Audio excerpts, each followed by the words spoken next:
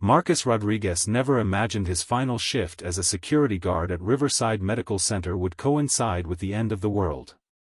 The emergency broadcasts had been crackling through radios for 3 days, reporting strange incidents across major cities. Violent outbreaks, they called them. Mass hysteria. The CDC urged people to remain indoors while they investigated what appeared to be a rapidly spreading illness causing extreme aggression in victims. Marcus adjusted his radio as he walked the dimly lit corridors of the hospital's East Wing. At 52, he'd seen enough chaos in his 20-year career to recognize when officials were sugarcoating the truth. The illness had a name whispered among medical staff. The infected didn't just become aggressive, they became something else entirely. Something that no longer resembled the people they once were. Dr. Jennifer Walsh emerged from the quarantine ward, her usually pristine scrubs stained with something Marcus preferred not to identify. Her hands shook as she stripped off bloodied gloves. "Marcus, we need to evacuate the upper floors immediately. The situation in quarantine has deteriorated." Through the reinforced glass windows of the quarantine ward, Marcus glimpsed movements that defied logic. Figures shambled with unnatural jerky motions, their faces pale and eyes clouded white. One patient, a middle-aged man named Robert Chen who'd been admitted that morning after being attacked downtown, repeatedly threw himself against the secured door with inhuman persistence. His shoulder was obviously dislocated, yet he showed no signs of pain, only an insatiable hunger for whatever lay beyond that barrier.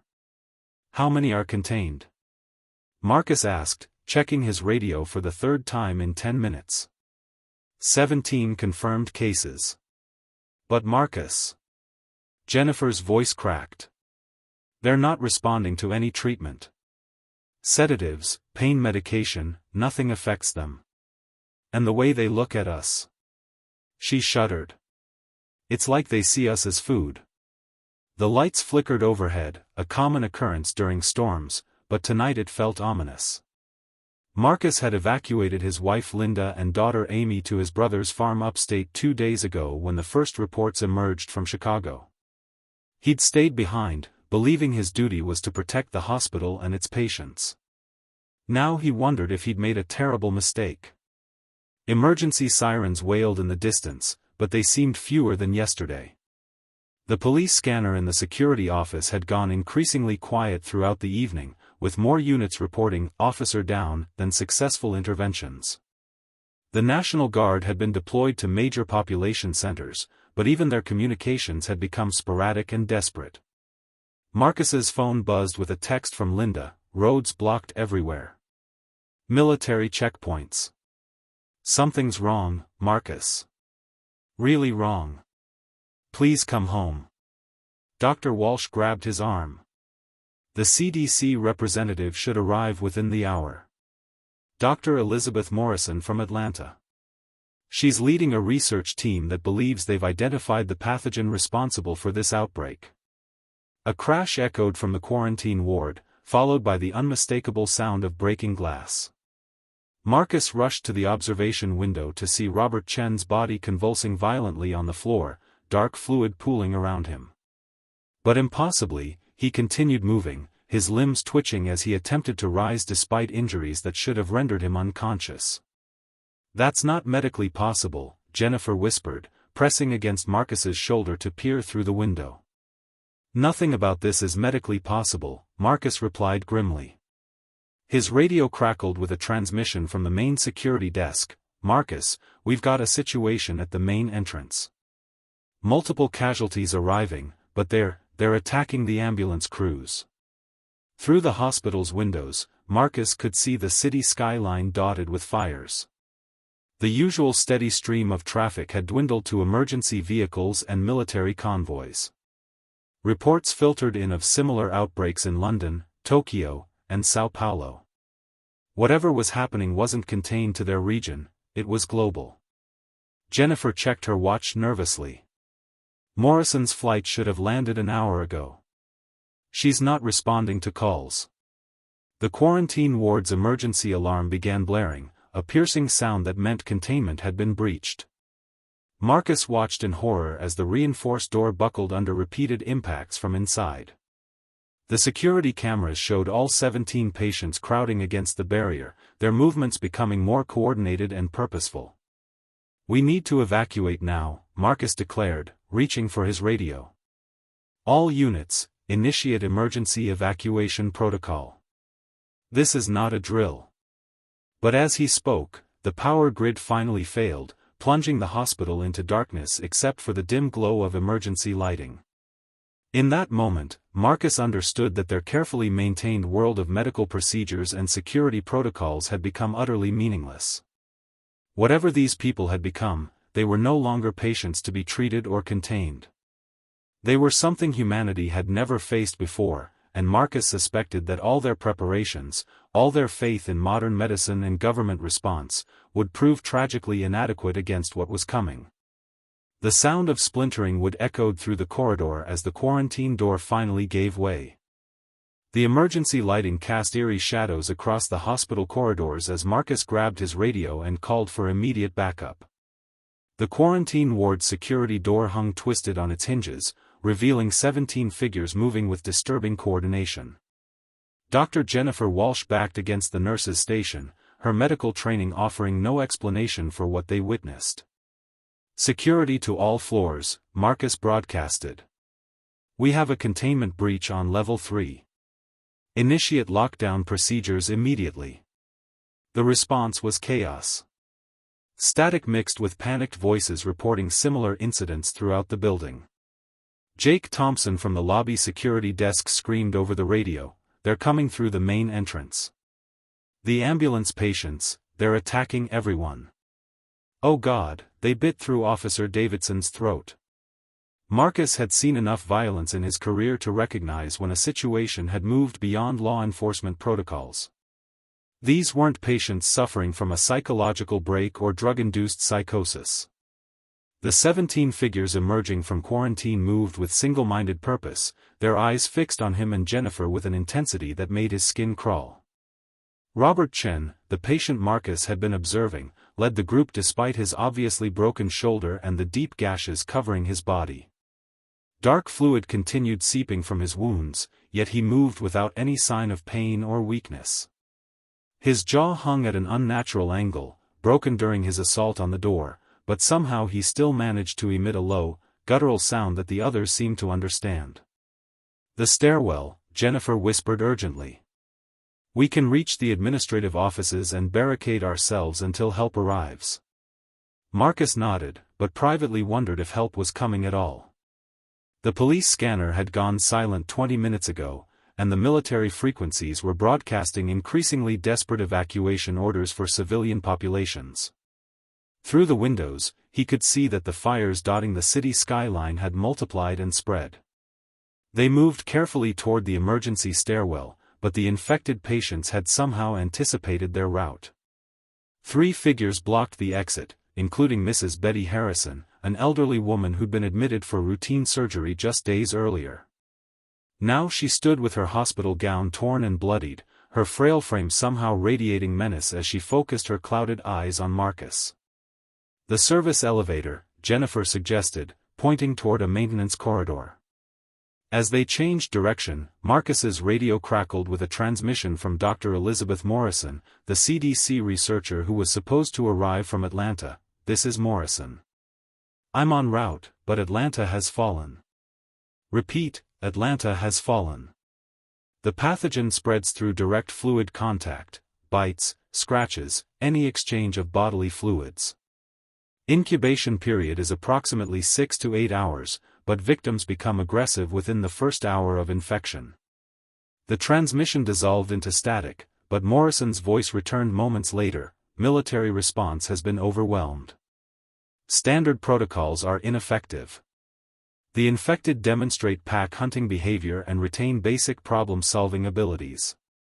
Do not attempt to treat or contain, evacuate immediately." Marcus grabbed Jennifer's hand and ran toward the service elevator, but the infected patients had somehow divided into groups, systematically cutting off escape routes. Their movements were too coordinated to be random, suggesting they retained enough cognitive function to strategize. The elevator arrived with a cheerful ding that seemed obscenely normal given their circumstances. As the doors opened, Marcus pulled Jennifer inside and frantically pressed the button for the parking garage. The infected patients converged on their location, but the doors closed just as the first figure reached them. "How is this possible?"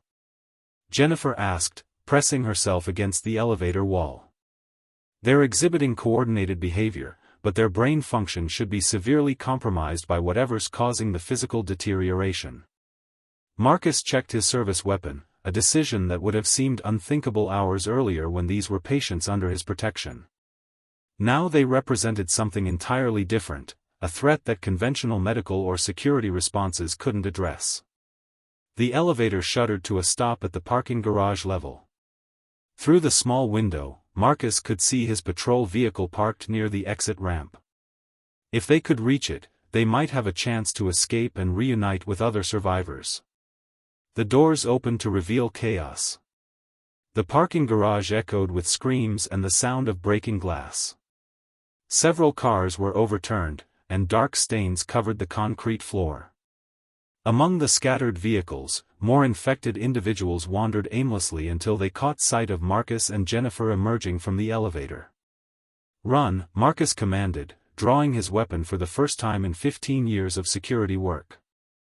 They sprinted toward his patrol car, weaving between abandoned vehicles and the shambling figures that turned to pursue them. Marcus's radio crackled with fragmented transmissions from across the city, reports of hospitals, police stations, and military installations being overrun by the infected. As they reached the patrol car, Marcus realized that their escape from Riverside Medical Center would only deliver them into a world that was rapidly transforming into something unrecognizable. The zombie apocalypse had begun. Marcus's patrol car roared up the hospital parking garage ramp into a city he no longer recognized. Smoke billowed from overturned buses, abandoned police cruisers sat with their doors hanging open, and scattered groups of people ran through the streets with desperate urgency. The infected wandered among the chaos, their movements becoming more coordinated as they encountered fresh targets. "Take Highway 85 north," Jennifer urged, consulting a city map. "Fewer population centers that way. We might find other survivors gathering at rural locations." Marcus gripped the steering wheel tighter as he navigated around a massive pileup involving 3 cars and a delivery truck. Bodies lay scattered across the asphalt, some clearly victims of the initial crash, others bearing the telltale signs of infected attacks, torn clothing, savage bite marks, and the distinctive pale complexion that seemed to accompany the transformation. His radio crackled with a weak transmission. "This is Colonel James Patterson, Fort Bennington Emergency Command. All civilian survivors are advised to proceed to designated safe zones. Military personnel are establishing secure perimeters at rural locations with adequate defensive positions." The transmission provided GPS coordinates for the nearest safe zone, a high school in Millfield, approximately 40 miles north of the city. Marcus adjusted their route accordingly, though he noticed the military frequencies were becoming increasingly sporadic and desperate in tone. "Marcus, look at this," Jennifer said, pointing to a group of infected individuals near a shopping center. "They're not randomly wandering anymore. They're moving in formation, like they're hunting systematically." She was right. The infected had formed a loose line formation, sweeping through the shopping center parking lot with obvious purpose. When one detected movement inside a locked car containing survivors, the others immediately converged on the location. Their behavior suggested retained intelligence and communication abilities that defied every medical explanation Jennifer could conceive. The CDC researcher mentioned pack hunting behavior, Marcus recalled. But this looks more sophisticated than basic predatory instincts. They drove through increasingly rural areas as the city gave way to farmland and small communities. Here the signs of chaos were less visible but more disturbing: abandoned roadside checkpoints with no sign of military personnel, farms with livestock wandering unattended, and an eerie silence that suggested entire communities had either fled or fallen victim to the spreading infection. Marcus's phone finally connected to a cell tower, delivering a flood of delayed messages. Linda had texted repeatedly from his brother's farm. Military came through evacuating everyone to government facilities. We refuse to leave. David says we're safer here with supplies and defensible positions. Please hurry. The timestamp showed her last message was sent 3 hours earlier. Marcus pressed harder on the accelerator, but forced himself to maintain control. Crashing their vehicle would accomplish nothing except delivering them to the infected on foot. As they approached the town of Millfield, they encountered their first military checkpoint, an abandoned barrier constructed from concrete dividers and military vehicles.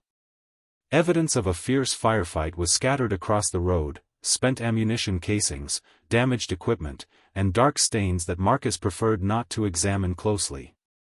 The safe zone, Jennifer observed grimly, pointing toward the high school visible in the distance. Smoke rose from several buildings in the complex, and no signs of military presence remained. The supposed secure perimeter had obviously been overrun, probably within hours of its establishment. Through binoculars found in Marcus's patrol car, they could observe infected individuals wandering the school grounds in significant numbers. Plan B, Marcus announced, consulting the map for alternate routes to his brother's farm. As they drove past the failed safe zone, they encountered other survivors: a family with young children whose car had broken down, an elderly couple pushing a shopping cart filled with supplies, and several individuals who appeared to be former military personnel based on their equipment and tactical movement. Marcus stopped to offer assistance, but Jennifer grabbed his arm. "Look at their eyes," she whispered urgently. The family with children showed no signs of the clouded white eyes characteristic of infection, but the elderly couple and one of the military personnel displayed early symptoms: slight discoloration and an unsettling fixed stare that suggested the incubation period Dr. Morrison had described was nearing completion. "We can't help them," Marcus realized with crushing guilt. "If we bring infected individuals with us, we'll doom everyone at David's farm." The moral weight of abandoning people who might still be saved pressed heavily on both of them, but survival demanded cruel decisions. They drove past the stranded survivors, knowing that within hours those showing early symptoms would transform into the creatures they'd fled from at the hospital. Marcus's radio picked up a new transmission, this one from Dr. Morrison, apparently still alive and conducting research. "This is CDC Research Team Alpha. We've established that the pathogen demonstrates adaptive capabilities. The infected are learning, evolving their hunting strategies based on survivor responses. Traditional zombie mythology is inadequate for understanding this threat." The transmission continued: "Military resistance has been largely ineffective. The infected demonstrate resilience to conventional weapons unless the brain stem is completely destroyed. Additionally, they appear to retain enough cognitive function to use simple tools and coordinate complex attacks." As they neared David's farm, Marcus prayed that his family had managed to remain uninfected and that the rural location would provide some protection against the sophisticated hunting behaviors Dr. Morrison described. But given everything they'd witnessed, he suspected that humanity's survival would depend on adaptations they weren't prepared to make. David Rodriguez's farm sprawled across 200 acres of wheat fields and grazing land, surrounded by dense woodlands that had always felt protective to Marcus during childhood visits. Now, approaching the property in his patrol car with Dr. Jennifer Walsh, those same woods seemed ominous, perfect cover for infected individuals who might have wandered from nearby communities. The farmhouse sat on a small hill overlooking the property, with clear sight lines in all directions. Marcus's brother had always been prepared for various emergencies, maintaining a generator, water well, and substantial food storage. More importantly, David was a veteran who'd served 2 tours in Afghanistan and understood defensive tactics that might prove crucial against the infected. As they drove up the dirt road toward the main house, Marcus spotted fresh tire tracks and what appeared to be recent construction: wooden barriers reinforcing the existing fence line and new observation points built into the barn's upper level. His brother had clearly been preparing for the worst-case scenario. Linda emerged from the farmhouse before Marcus had fully stopped the car, running toward them with relief evident on her face. Their daughter Amy followed close behind, along with David and his wife Carol. But Marcus immediately noticed additional people, strangers who'd apparently sought refuge at the farm. "Thank God you made it," Linda said, embracing Marcus tightly. "The reports we've been hearing, entire cities overrun, military units going dark, government facilities abandoned." David approached with his characteristic military bearing, but Marcus could see the strain in his younger brother's eyes. "We've got 14 people here now," David reported. "Families from town who evacuated when the infection spread to Millfield. Everyone's been screened, no symptoms, no recent contact with infected individuals." Dr. Walsh introduced herself and immediately began examining the other survivors for early signs of infection. Her medical expertise had become invaluable for determining who could safely remain within their defensive perimeter. The incubation period Dr. Morrison had described meant that someone could appear healthy while carrying the pathogen. "What's the defensive situation?" Marcus asked, surveying the modifications David had made to the property. "Reinforced all access points, established overlapping fields of fire, and created fallback positions if the main house is compromised," David explained. "But Marcus, the infected aren't like anything from military training. They don't respond to suppressive fire, they don't seek cover, and they coordinate attacks in ways that suggest retained intelligence." Marcus shared their observations from the hospital and the journey to the farm. The infected individuals they'd encountered displayed increasingly sophisticated behavior, problem-solving abilities, coordination, and what appeared to be learning from previous encounters with survivors. As evening approached, the survivors gathered in the farmhouse to share information and plan their long-term survival strategy. Among the refugees were Tom Bradley, a former police officer from Millfield, Sarah Mitchell, a nurse from the county hospital, and Professor Robert Kim from the local community college, who'd been researching the infection's origins before the communications infrastructure collapsed. Based on the pattern of outbreaks, Professor Kim explained, consulting handwritten notes, the infection appears to have originated simultaneously in multiple major cities worldwide. This suggests either coordinated biological warfare or the emergence of a pathogen that remained dormant until triggered by specific environmental conditions. Dr. Walsh nodded gravely. "The CDC researcher I spoke with mentioned adaptive capabilities. The pathogen might be artificially engineered to overcome conventional medical countermeasures and traditional infection control protocols." Their discussion was interrupted by Amy, who'd been monitoring radio frequencies from the Barnes observation post. "There's a transmission coming through on the emergency channel," she announced urgently. The group gathered around David's shortwave radio as a weak signal resolved into a familiar voice, "Dr. Elizabeth Morrison from the CDC, this is Dr. Morrison broadcasting from a secure research facility. We've made significant progress understanding the pathogen. The infected demonstrate collective intelligence, they're sharing information across the entire infected population through mechanisms we don't yet understand." The transmission continued, "Military resistance has failed because conventional tactics assume individual opponents making independent decisions. The infected function as a distributed intelligence network, learning from every encounter and adapting their strategies accordingly. They're not zombies in any traditional sense, they're something far more dangerous." Marcus exchanged grim looks with his brother. If Dr. Morrison's assessment was accurate, their defensive preparations might be inadequate against opponents who could learn from previous attacks and coordinate responses across vast distances. "There's more," Morrison's voice crackled through the static. "We've identified potential survivors in rural locations who've successfully defended against infected attacks. The key appears to be mobility and avoiding predictable patterns. Static defensive positions eventually fail because the infected learn to overcome specific obstacles." The implications were sobering. Their farm, which had seemed like an ideal defensive position, might become a trap if they remained too long in one location. The infected would eventually probe their defenses, learn their routines, and coordinate an overwhelming assault. As night fell and the survivors took turns on watch duty, Marcus contemplated the terrible mathematics of their situation.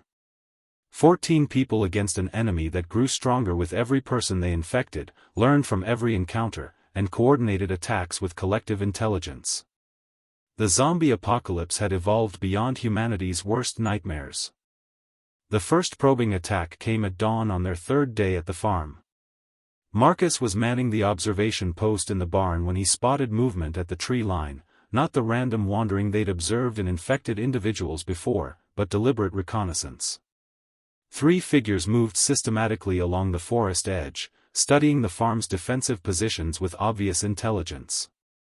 "David, we've got company," Marcus radioed to the main house. 3 infected at the north tree line, conducting what looks like surveillance. Through binoculars, Marcus could observe details that chilled him. The infected individuals weren't shambling aimlessly but moving with purpose and coordination. One pointed toward specific defensive positions while another seemed to be counting the defenders visible on the property. The third remained motionless, almost as if listening to instructions only it could hear. Dr. Walsh joined Marcus in the observation post, bringing her medical bag and a hunting rifle David had provided. "Their behavior is becoming more sophisticated," she noted, watching the infected through her own binoculars.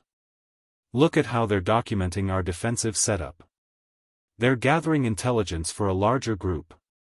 The infected withdrew after 30 minutes of observation, disappearing into the forest with coordinated precision. But Marcus knew they'd return, probably in greater numbers and with specific strategies designed to overcome the farm's defenses. David called an emergency meeting of all survivors. The 14 people gathered in the farmhouse's main room, their faces reflecting the growing awareness that their safe haven might be temporary. The refugees from Millfield shared additional information about infected behavior they'd witnessed during their escape. Tom Bradley, the former police officer, reported disturbing observations from the town's fall. The infected didn't just attack randomly. They systematically eliminated the police station, fire department, and hospital first, targeting our organized response capabilities. Then they went after individuals with useful skills like doctors, mechanics, and anyone with military training. Professor Kim consulted his research notes. This suggests the pathogen somehow accesses host memories and identifies threats to the infected population's expansion. They're not just predators, they're conducting strategic warfare against human survivors. Sarah Mitchell, the nurse, added her own troubling observations. Infected individuals who were former medical personnel seem to retain enough knowledge to target vulnerabilities in human physiology. They're not biting randomly, they're going for specific arteries and nerve clusters that cause maximum blood loss and fastest incapacitation. The implications were horrifying. The infected weren't mindless zombies but retained enough human knowledge and intelligence to conduct sophisticated warfare against survivors. Every person they converted added to their collective knowledge base and strategic capabilities.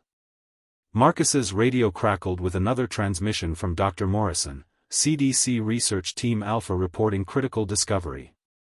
The pathogen appears to create a distributed neural network among infected individuals. They're not just coordinating, they're sharing consciousness across the entire infected population. Individual deaths don't diminish the collective intelligence. The transmission grew stronger as Morrison continued. "We've observed infected individuals displaying knowledge and skills they shouldn't possess, former farmers operating complex machinery, children demonstrating military tactics, elderly people showing enhanced physical capabilities. The pathogen is optimizing host performance while maintaining access to the collective intelligence network." David outlined their options with military precision. "We can maintain defensive positions and hope the infected lose interest, attempt to relocate to a more defensible position, or take offensive action to eliminate the immediate threat before they bring reinforcements." Amy, monitoring communications from her position in the barn, interrupted with urgent news. "I'm picking up multiple radio transmissions from other survivor groups. They're reporting coordinated attacks involving hundreds of infected individuals. The attacks are happening simultaneously across a 50-mile radius." The pattern was unmistakable.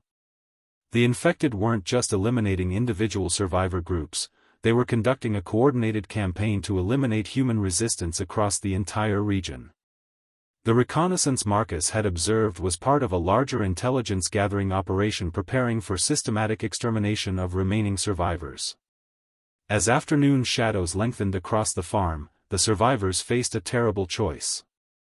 Remaining at the farm meant eventual discovery and overwhelming assault by coordinated infected forces who learned from every encounter. But abandoning their defensive position meant venturing into territory increasingly controlled by an enemy that shared collective intelligence and retained human knowledge. Dr. Walsh checked her medical supplies one final time. "If we're going to move, we need to leave tonight." The infected seemed to prefer daylight for major operations, possibly because their enhanced coordination requires visual communication.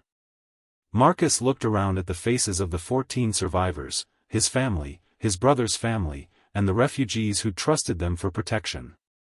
Whatever decision they made would determine not just their survival, but their humanity's future in a world where the enemy grew stronger and smarter with every passing hour.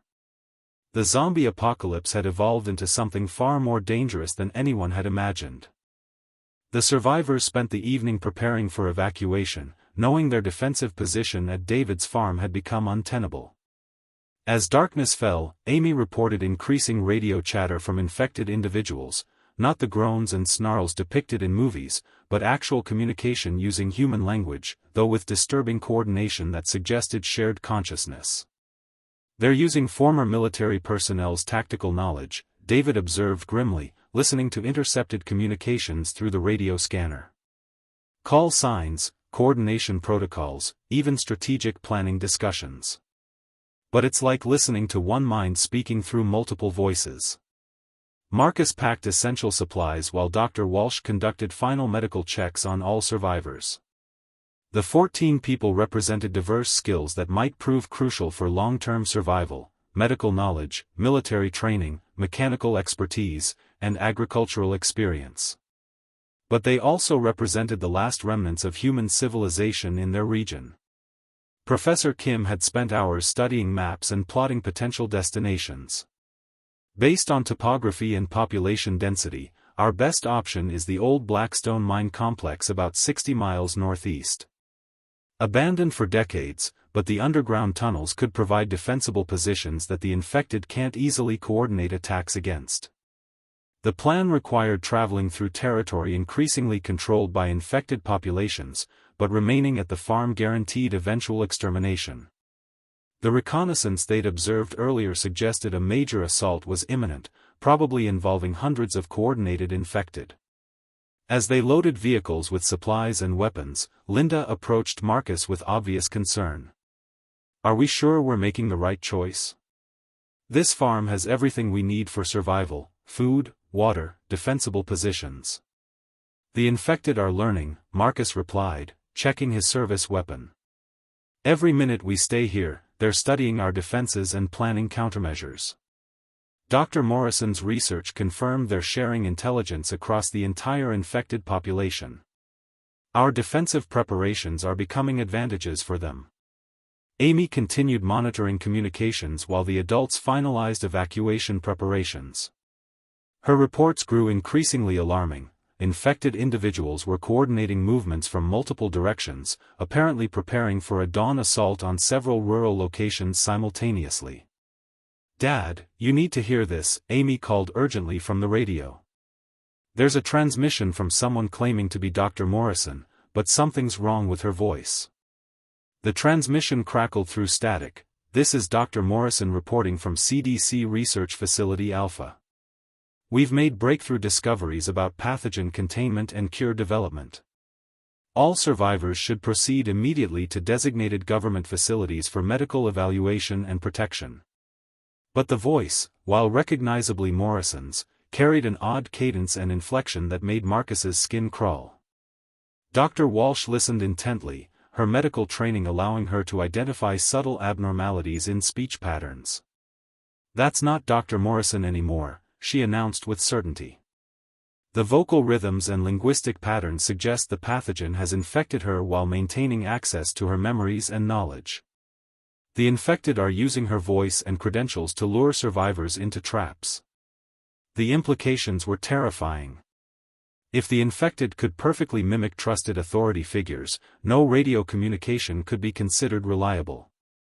The enemy wasn't just coordinating attacks, they were conducting sophisticated psychological warfare using familiar voices and trusted credentials. Tom Bradley, the former police officer, reported movement at multiple points around the farm's perimeter. Vehicle headlights approaching from 3 directions. Formation suggests coordinated assault rather than random infected wandering. David quickly assessed their tactical situation. We've got maybe 10 minutes before they reach attack positions. Load the vehicles now, we're moving immediately. The survivors divided into 3 groups using David's pickup truck, Marcus's patrol car, and a van belonging to one of the refugee families. Each vehicle carried essential supplies, weapons, and navigation equipment for the journey to Blackstone Mine. As they prepared to depart, the first wave of infected individuals emerged from the forest, not shambling zombies, but coordinated forces moving with military precision. Former soldiers led groups of infected civilians in tactical formations, using cover and suppressive movement techniques that demonstrated retained military training. "Drive fast and don't stop for anything," Marcus radioed to the other vehicles as they pulled away from the farmhouse. The infected had anticipated their evacuation route.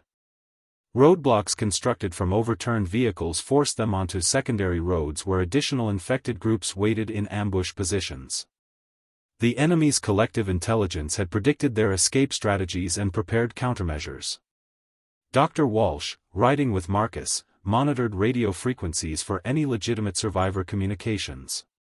Most transmissions were clearly infected individuals mimicking authority figures and trusted voices, attempting to lure survivors into predetermined kill zones.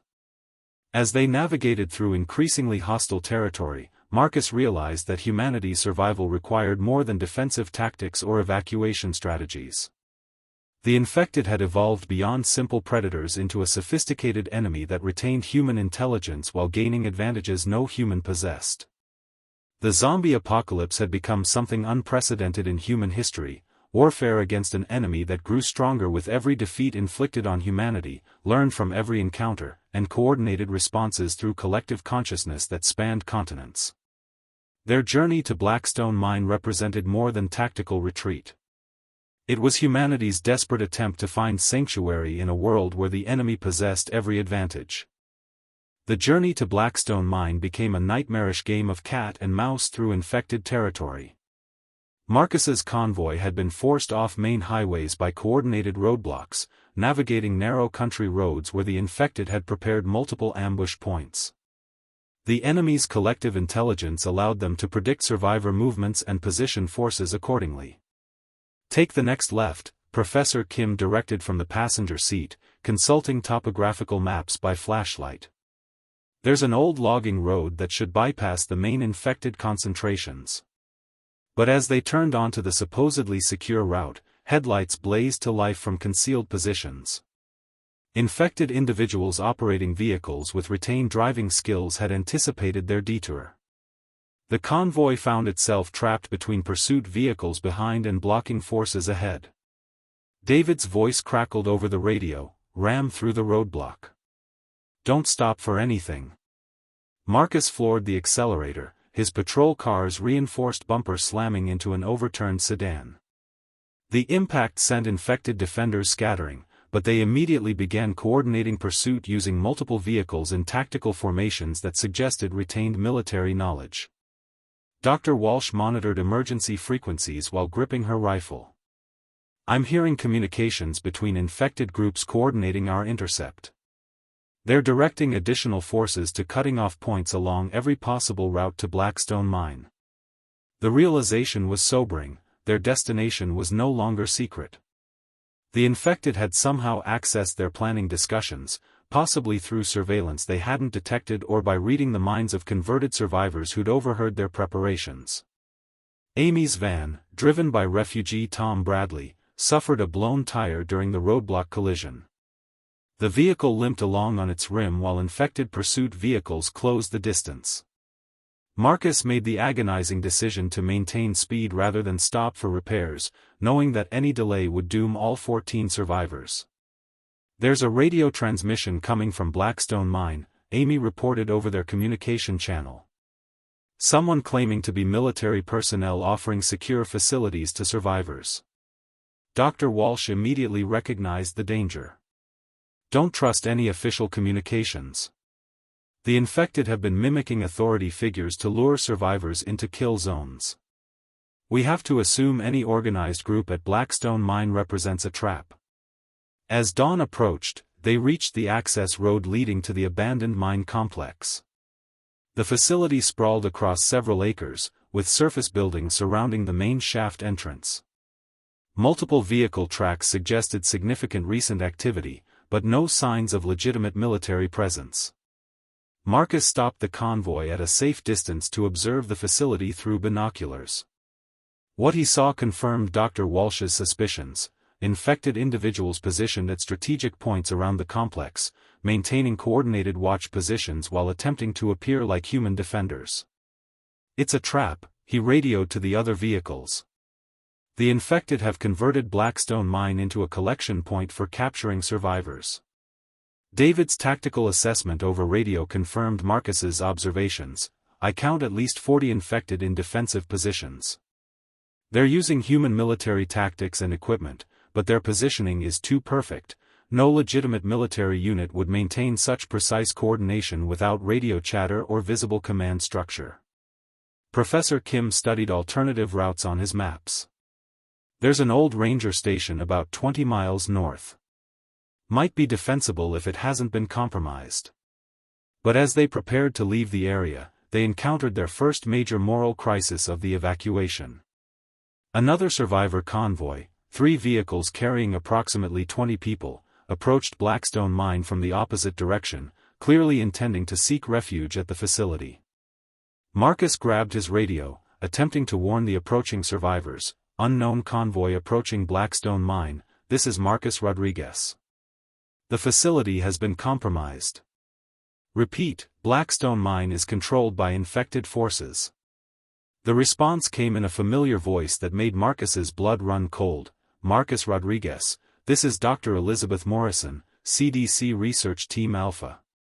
Please proceed to Blackstone Mine immediately for medical evaluation and secure processing. Your convoy has been tracked and identified as carrying potential infection vectors." Dr. Walsh snatched the radio from Marcus's hands. "That is not Dr. Morrison. Do not proceed to Blackstone Mine. The infected are using familiar voices to lure survivors into capture zones." But the approaching convoy either didn't receive their warnings or chose to trust the official-sounding communications. Marcus watched helplessly as 20 innocent people drove directly into the infected trap at Blackstone Mine. The attack was swift and coordinated. Infected individuals emerged from concealment and overwhelmed the survivor vehicles before the occupants could mount effective resistance. Within minutes, 20 more humans had been converted to the enemy's collective intelligence network. "We have to keep moving," David radioed grimly. "Every minute we remain in this area increases the probability of our own capture." As they drove away from Blackstone Mine, Marcus contemplated the terrible mathematics of their situation. The infected were systematically eliminating organized survivor groups while growing stronger with every conversion. Their collective intelligence learned from every encounter, making future survival strategies increasingly difficult. The zombie apocalypse had evolved into sophisticated warfare against an enemy that retained human knowledge while gaining supernatural coordination abilities. Humanity's survival required finding sanctuary in a world where every familiar voice might represent death. 3 weeks after fleeing David's farm, the 14 survivors had become a nomadic group constantly moving through increasingly hostile territory. Their search for permanent sanctuary had proved elusive as the infected demonstrated remarkable ability to locate and eliminate any organized human presence. Marcus drove the lead vehicle through pre-dawn darkness, navigating by compass and topographical maps since GPS systems had become unreliable due to infrastructure collapse.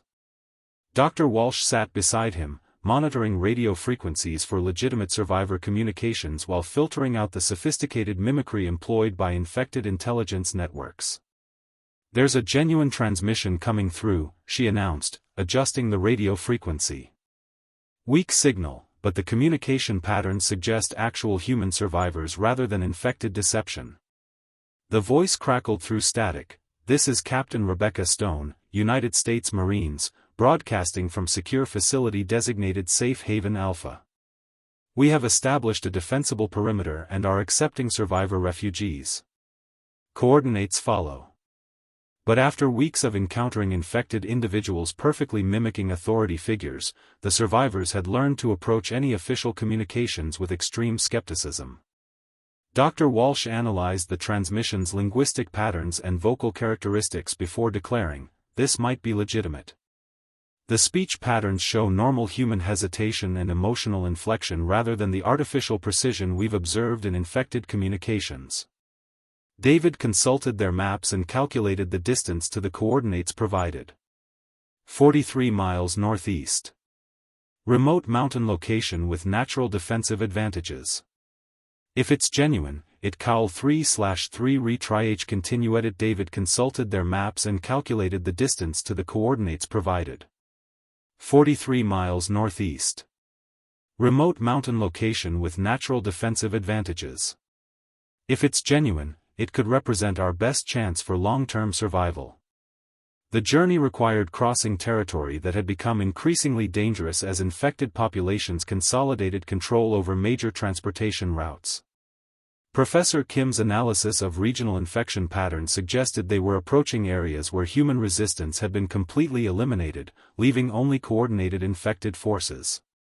As they traveled through abandoned small towns, the survivors witnessed the systematic efficiency with which the infected had eliminated human presence. Buildings remained structurally intact, but all signs of human habitation had been methodically removed or destroyed. The infected weren't just killing survivors, they were erasing evidence of human civilization. "Look at this," Amy observed from her position monitoring communications equipment. "I'm detecting coordinated radio traffic between infected groups across a 100-mile radius. They're not just local threats anymore, they're operating as a unified military force with regional command structure." Marcus adjusted their route to avoid population centers where infected forces maintained the strongest presence, but even rural areas showed signs of systematic patrol activity. The enemy had evolved beyond reactive responses to survivor movements. They were conducting proactive searches designed to locate and eliminate remaining human groups. Dr. Walsh continued analyzing intercepted communications, noting disturbing developments in infected behavior. They're discussing construction projects, resource allocation, and long-term territorial planning. The pathogen hasn't just preserved human intelligence, it's enhanced organizational capabilities beyond normal human limitations. The implications were sobering. The infected weren't merely surviving, they were building a new form of civilization based on collective consciousness and shared intelligence. Human survivors represented obstacles to be systematically eliminated rather than potential converts for expanding their population. As they approached the coordinates provided by Captain Stone's transmission, the survivors encountered their first hopeful sign in weeks: genuine military fortifications constructed according to human tactical principles rather than the unnaturally perfect positioning favored by infected forces. "That's legitimate human construction," David confirmed through binoculars. Defensive positions show normal military planning with appropriate weaknesses and redundancies. Infected coordination would never accept such tactical imperfections. The facility occupied a mountain ridge with commanding views of surrounding territory. Concrete barriers, observation posts, and communication equipment suggested substantial resources and organized leadership. Most importantly, the defenders' movements displayed normal human limitations rather than the supernatural coordination exhibited by infected forces. Marcus approached the perimeter checkpoint cautiously, ready to retreat if the facility proved to be another sophisticated trap. But the guards who emerged to greet them displayed genuine human emotions: relief, caution, curiosity, rather than the cold intelligence characteristic of infected individuals. Captain Rebecca Stone proved to be a 34-year-old Marine officer who'd successfully evacuated her unit from an overrun military base 3 weeks earlier. Her facility housed 47 survivors, including military personnel, civilian refugees, and several medical professionals who'd been conducting research into the pathogen's characteristics. "We've established secure communication with 6 other survivor enclaves," Captain Stone explained during their initial briefing. "Total confirmed human population in this region is approximately 300 individuals. We estimate the infected population has reached several 100,000 and continues growing through systematic conversion operations." Dr. Walsh shared their observations about infected intelligence networks and coordinated behavior, contributing valuable tactical intelligence to the facility's defensive planning. The combination of medical expertise and first-hand experience with evolved infected capabilities made her insights crucial for long-term survival strategies. But even within the relative safety of Safe Haven Alpha, the survivors understood that their situation remained desperate.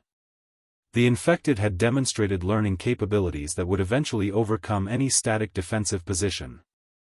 Humanity's long-term survival required developing new strategies that could adapt as quickly as their enemy evolved. Marcus stood watch that first night, observing the infected forces that had begun gathering at distant positions around the mountain facility. They maintained perfect coordination while studying the survivor enclave's defenses, clearly preparing for systematic assault operations. The zombie apocalypse had transformed into sophisticated warfare between collective intelligence and individual human determination. The final battle for humanity's survival would require innovations that transcended conventional military tactics and medical understanding. As dawn approached over Safe Haven Alpha, Marcus realized that their arrival at the facility represented not sanctuary, but the beginning of humanity's last stand against an enemy that grew stronger with every passing day. The 14 survivors who'd fled David's farm had joined a desperate community that represented civilization's final hope for continuation. The war for humanity's future was just beginning, and the outcome remained terrifyingly uncertain as the infected forces completed their encirclement of the mountain facility. But for the first time in weeks, Marcus felt something he'd almost forgotten: hope that human ingenuity might still find ways to survive against impossible odds. The battle lines were drawn for humanity's final stand.